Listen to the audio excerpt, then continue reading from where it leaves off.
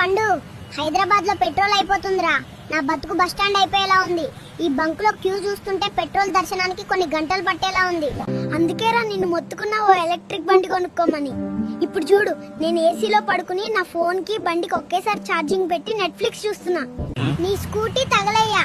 మొన్న cable bridge మీద charging అయిపోయి నువ్వు బండిని దోసుకుంటూ వెళ్తుంటే వెనక నుంచి సైకిల్ తాత కూడా నవ్వుకుంటూ వెళ్ళాడు.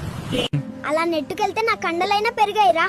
నువ్వు ఆ పెట్రోల్ కోసం క్యూలో నిలబడు, నేను నా బండికి ఛార్జింగ్ పెట్టుకుని గోవా వెళ్ళొచ్చేయచ్చురా. క్యూలో జనాలు ఎంత టైట్ గా ఉన్నారంటే వెనక బండాడు ఏకంగా నా భుజం మీద తలబెట్టి ఇన్స్టా రీల్స్ చూస్తున్నాడు. నా వల్ల కాదు, బండి ఇక్కడే వదిలేసి నడుచుకుంటూ వచ్చేస్తున్నా. ఒరే గోకేష్, ఎక్కడున్నావురా? పెట్రోల్ కొట్టించడానికి వస్తానన్నావు, చూస్తే ఇక్కడ అసలు నీ జాడే లేదు. అరే మామా, నేను ఇక్కడ గ్యాస్ సిలిండర్ తీసుకోవడానికి వచ్చాను రా.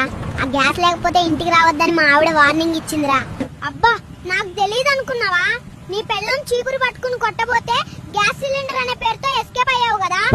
అరే పో బావా, అలా టక్కున అడగకూడదు, నాకు చాలా సిగ్గుగా ఉంది. సరే సరే ఆగు బావా, మా ఆవిడ సెకండ్ లైన్ లో వస్తుంది.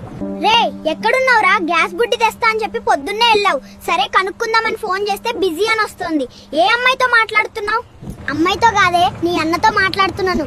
మళ్ళీ గ్యాస్ అయిపోతే నువ్వు ఇబ్బంది పడతావని నీకోసం గ్యాస్ సిలిండర్ కాదు, గ్యాస్ లోడే తీసుకొస్తున్నా.